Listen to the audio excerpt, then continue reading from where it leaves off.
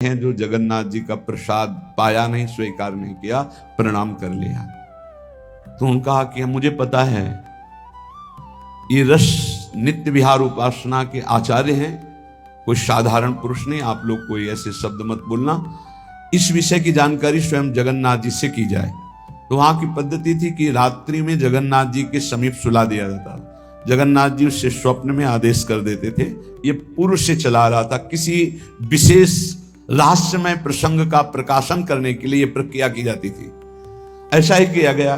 प्रश्न रखा गया कि इन्होंने प्रसाद क्यों नहीं लिया, यदि महापुरुष हैं तो भगवत प्रसाद का ये इस तरह से ऐसा कि ना पाना, ना हाथ में लेना, प्रणाम मात्र कर लेना। तो जगन्नाथ जी रात्रि में प्रकट हुए। श्री द्वारिकाधीश श्री कृष्णचंद्र जी ही तो जगन्नाथ है, पार्श्व में बलराम जी और सुभद्रा जी। और ये दशा हुई है ब्रज की प्रेम लीला सुनने पर, जो प्रेम विगलित रूप जगन्नाथ जी का है। तब उन्होंने कहा कि हमारी प्यारी जी की ठसक में उनका उच्छिष्ट पाने वाले जन हैं, जिनकी हम अधीनता स्वीकार किए हुए हैं, जिनके अधरामृत का पान करने के लिए हम भी याचना करते हैं, इसलिए इनके ऊपर हमारा कोई शासन नहीं, इनके ऊपर कोई हमारा विधान नहीं। ये प्यारी जो कि निज सहचरी हैं, इसलिए किसी भी तरह से कोई अपराध मत कर देना इनके प्रति भाव बिगाड़ करके। वो राजा को बताया कि स्वप्न में जगन्नाथ जी आए थे, ऐसा ऐसा। ये जो हमारे वृंदावन नित्य विहार रस की उपासना का एकांतिक प्रेम है, इसको हृदय में देखो। जब प्रेम की प्रबलता होती है तो अनन्यता अपना रंग लाती है। गोस्वामी तुलसीदास जी जब वृंदावन आए तो जो मंदिर खुले दौड़ के जाते, कहीं तो सिया राम जी, पर जहां देखे तो वृंदावन है, या तो डाल डाल और पात पात में राधे राधे होए, यहां कहीं ना उनको इष्ट का नाम। क्योंकि जगत में कहीं भी जाओ तो गांव गांव में भैया राम राम, जय सिया राम, गांव में एक दूसरे से मिलने में यही होता है, राम राम। इतना तो यहां पूरे वृंदावन में डोल लिए, एक बार भी नाम ना सुना, एक जगह भी कहीं रूप ना दिखाई दिया, व्याकुल हो गए। कैसा देश है, यहां एक एक पत्ते से भी राधा राधा राधा राधा। फिर प्रिया प्रीतम के समीप गए, कहा साष्टांग दंडवत तो नहीं करूंगा, क्योंकि साष्टांग दंडवत तो सिया राम की ही है, और मुझे पता है आप वही हो, पर आपको रूप बदलना होगा। तो भगवान की बंसी अंतर्ध्यान हो गई, अपने भक्त के लिए सारंग धनुष धारण कर लिया, प्रियाजू श्रियाजू के रूप में प्रकाशित हो गई, क्योंकि इन्हीं से सब प्रकाशित है। तो साष्टांग दंडवत किया, का बलिहार आपकी। ये क्या था? क्या गोस्वामी जी नहीं जानते? तत्व ज्ञान नहीं है क्या गोस्वामी जी को? वो तो कह रहे जड़ चेतन जग जीवजत सकल राम मैं जानी, सब में मेरे प्रभु। तो साष्टांग दंडवत करके मौन हो जाते? नहीं, प्रेम जिस रूप से प्यार होता है उसी में पूर्ण समर्पण होता है, उसी में होता है। एक राम घनश्याम हित चातक तुलसीदास बलिहारी है। ऐसे ही श्यामा श्याम के जो रसिक अनन्य उपासक है,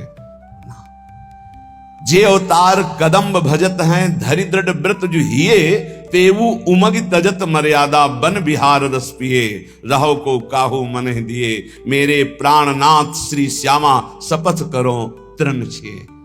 भगवान बहुत अवतार लेके, बहुत लीला, बहुत भक्ति मार्ग, बहुत ज्ञान मार्ग, बहुत सब साधना मार्ग हमको प्रियाजू ने चयन किया, नित्य विहार रस का उपासना मार्ग। अब हमको अनन्य हो, क्योंकि हमने चयन नहीं किया, हमें पता नहीं था, अपने लोगों को प्रियाजू ने चयन किया। अब ऐसी करुणामयी स्वामिनी की अनन्यता की ठसक हृदय में, तो भगवत रसिक भाव तो भूषण, ये हृदय हार बन जाते हैं, ये हृदय हार बना लेते हैं।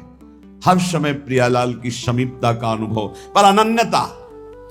बार बार हम आपसे प्रार्थना कर रहे हैं, साधना का सार है अनन्यता। गीता जी में भगवान ने अनन्य अनन्य अनन्य बार बार कई जगह कहा, अनन्य चिंतयन्तो माम अनन्य चेता सततम, बस अनन्य हो जाओ मेरे।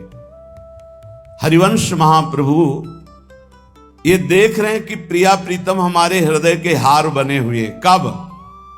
जब अनन्यता ये दिखा रहे हैं। मोहन लाल के रंग राची। महाप्रभु कह रहे, मेरे ख्याल परो जिनको बात दसो दिस माची, मोहन लाल के रंग राची। कंत अनंत करो जो को बात कहो सुन साची, या जी जाओ भले सिर ऊपर, हाँ प्रकट हुए नाची, मोहन लाल के रंग राची। अब चाहे गर्दन उतर जाए, चाहे प्राण निकल जाए, अब अपने मोहन लाल जिस रंग में रंगे हुए हैं, अर्थात प्रिया रंग में, मैं उसी रंग में हूं। तो इसका परिणाम क्या मिला? बोले जागृत शयन रहे तो ऊपर, मणिकंचन ज्यों पाची। जैसी हरिवंश डरो काके डर, हो नाहिन मत काची, मोहन लाल के रंग राची। अब किससे डरना? किससे डरना? कोई कच्ची मती वाला हूं कि डर जाऊंगा? नहीं, मोहन लाल के रंग राची। तो जागृत शयन रहे तो उर ऊपर, हृदय में इधर प्रिया प्रीतम, ये हार बने हुए हैं दोनों। मणिकंचन जो पाची, ये अनन्यता। पावत परम प्रेम उपजावत, भूलवत भाव पुरुष तिय को, भगवत रसिक भाव तो भूषण, तीछिन होत जुगल जी को। यह दिव्य प्रसाद प्रिया पिय को। उपासक प्रसाद निष्ठ हो और हृदय से आराध्य देव के प्रति समर्पित हो, कोई चिंता की बात नहीं। प्रार्थना है, जीवन में उतार चढ़ाव आता रहता है, जीवन में विपत्ति संपत्ति के योग बनते रहते हैं, जीवन में मिलन बिछुड़न के योग बनते रहते हैं, समीपता दूरी का योग बनता रहता है। लेकिन हमारी अनन्यता, हमारी निष्ठा में फर्क नहीं, तो निश्चित निश्चित वो वस्तु प्राप्त होगी जो किसी साधना से नहीं होती।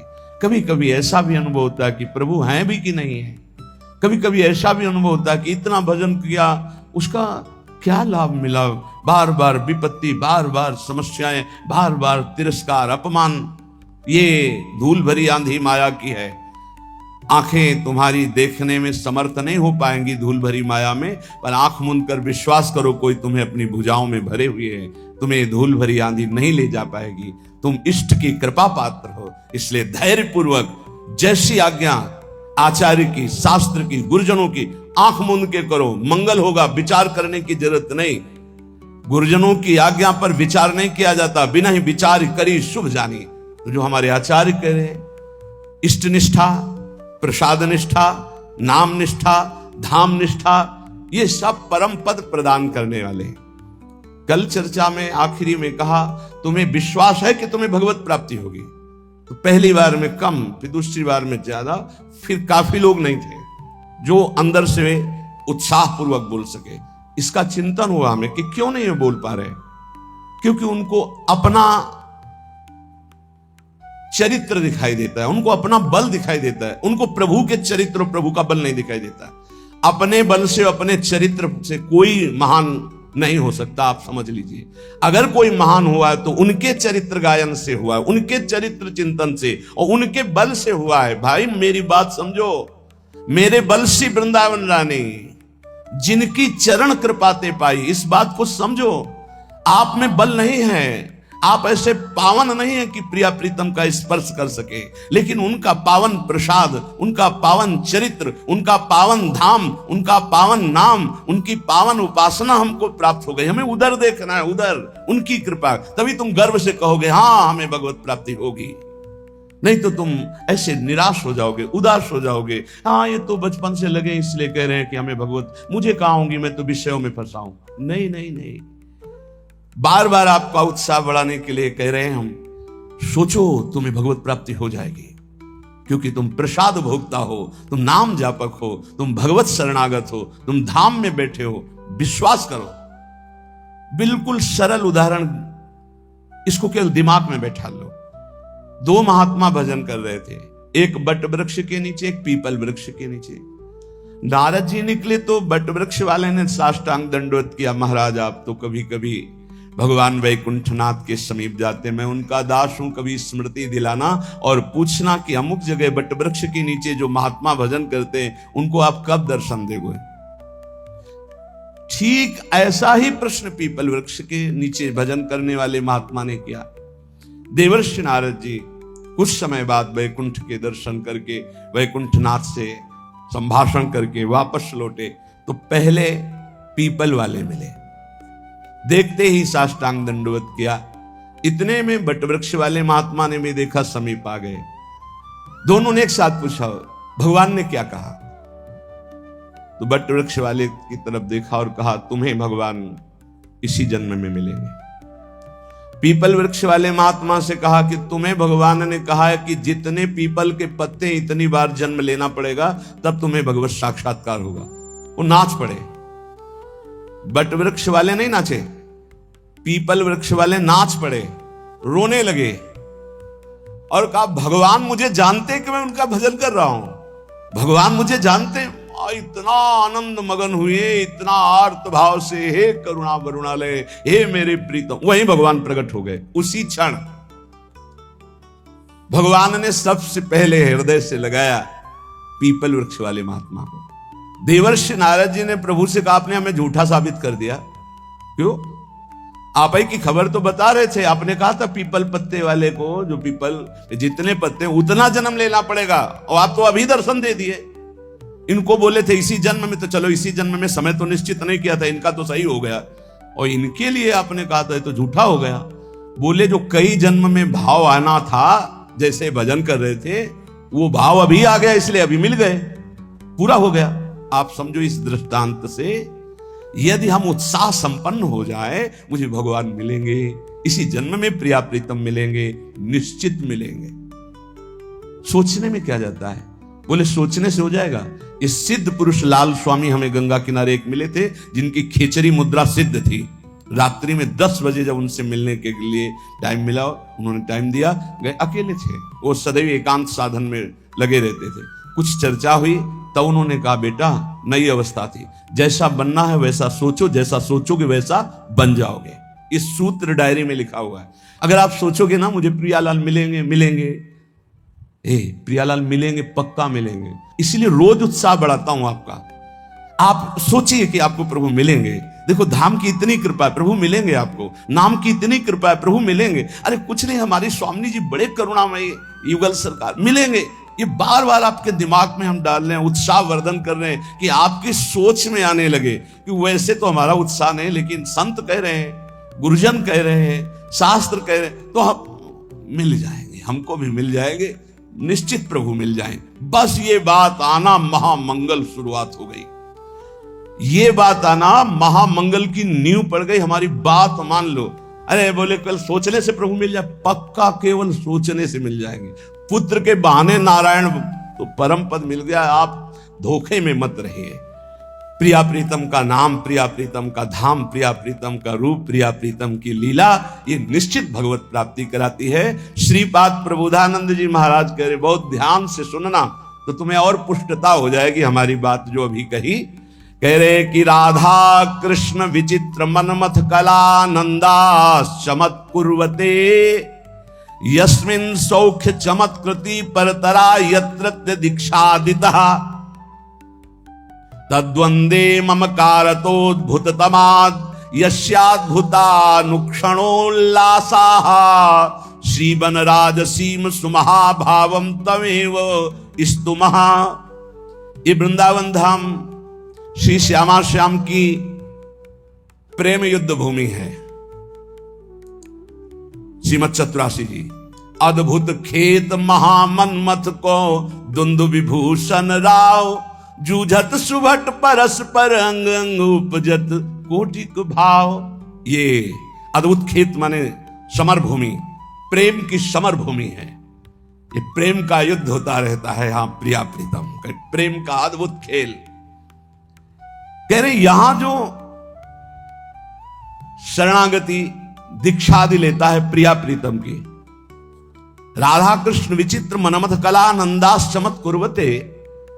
मनमथ कहते हैं काम को भी और मनमथ कहते हैं प्रेम को भी। अनंग कहते हैं काम को भी, अनंग कहते हैं प्रेम को भी। तो जगत में जहां प्रेम शब्द का प्रयोग होता है वहां शुद्ध काम ही है, मलिनता, केवल स्वसुख वांछा। और जहां प्रेम राज्य में मनमथ का, अनंग का, काम शब्द का प्रयोग होता है वहां विशुद्ध प्रेम होता है। यस्मिन शौक चमत्कृति, अद्भुत सुख की चमत्कार आनंद राशि प्रदान करने वाली हो जाती है जो वृंदावन में दीक्षा लेता है प्रिया प्रीतम की शरणागति, प्रिया प्रीतम की उपासना। यस्मिन सौख्य चमत्कृति परतरा यत्रत्य दीक्षा देता, क्योंकि दीक्षा से उसका नया जन्म हो जाता है, ब्रजवासी माना जाएगा। एक होता है मां के गर्भ से जन्म लेना, एक होता है गुरु के द्वारा नाद से जन्म होना। एक बिंदु से जन्म माना गया माता पिता के, और एक गुरु के नाद से जन्म माना जाता है। ये नई दीक्षा जो हुई, ये नया जन्म हमारा है। शिक्षा दीक्षा सांसारिक तो बहुत हो गई, ये जो प्रिया प्रीतम की शरणागति है, हम शुद्ध ब्रजवासी हो गए दीक्षा मात्र से। ये नया जन्म, विश्वास देखो, सारा खेल विश्वास का है। पीछे प्रसंग सुनाया चतुर्भुजदास जी की कथा में, एक जमींदार के यहां से चोरी करके, बहुत प्रवीण था, वो कोई साथी नहीं रखता था, अकेले ही चुरा लेता था।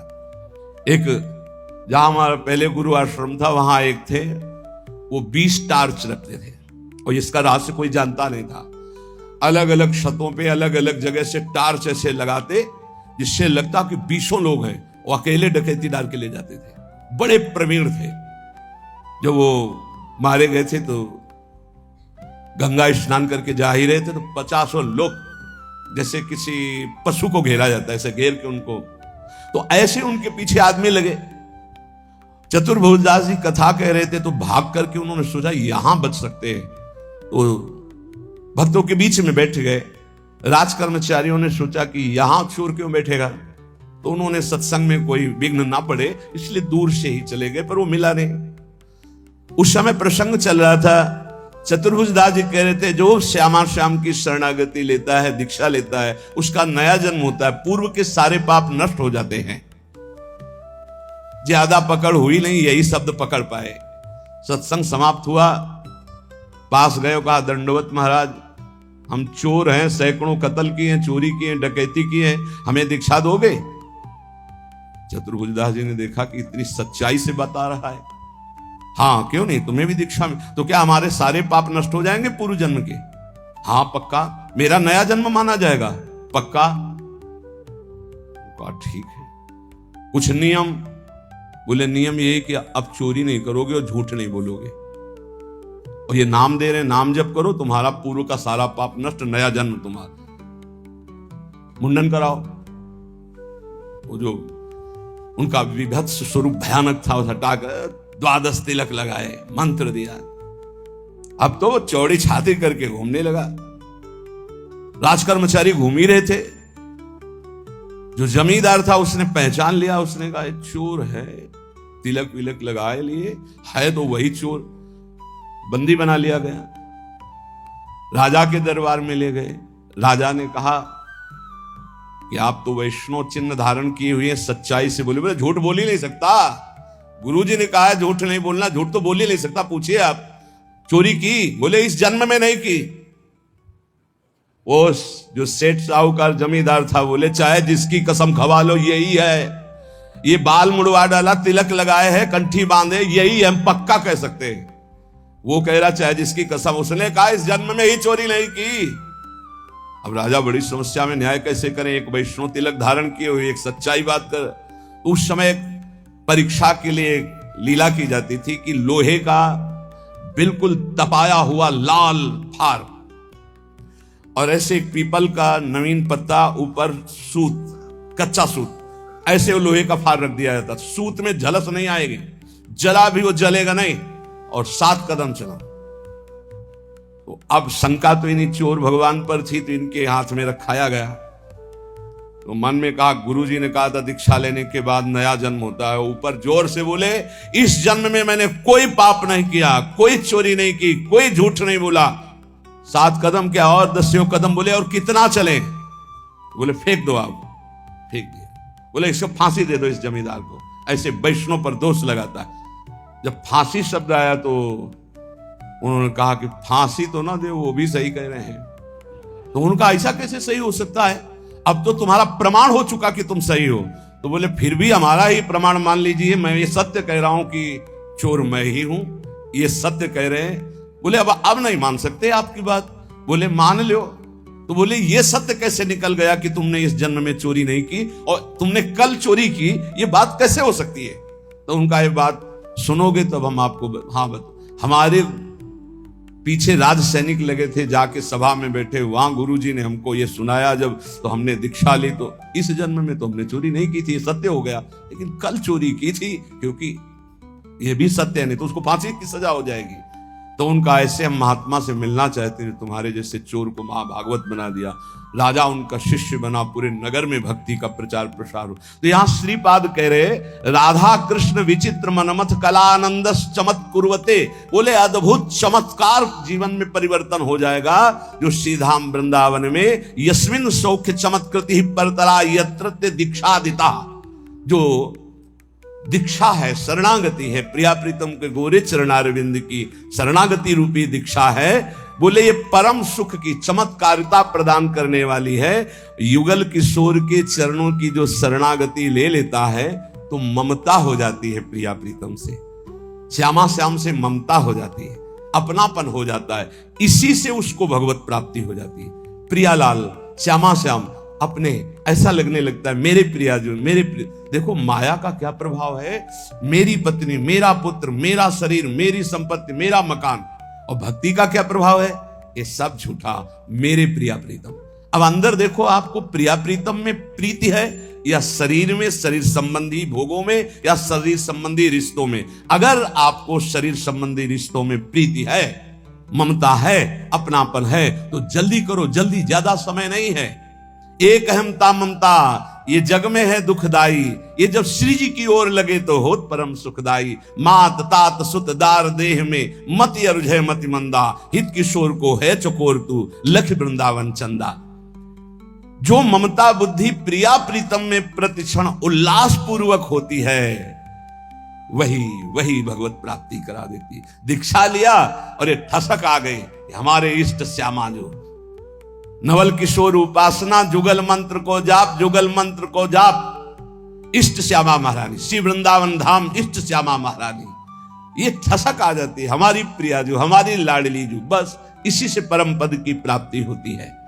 श्रीपाद कह रहे, किम विद्या कुलशील रूप विभवई, किम दान यज्ञादिभिः, इनसे नहीं होगी भगवत प्राप्ति, इससे हो जाएगी।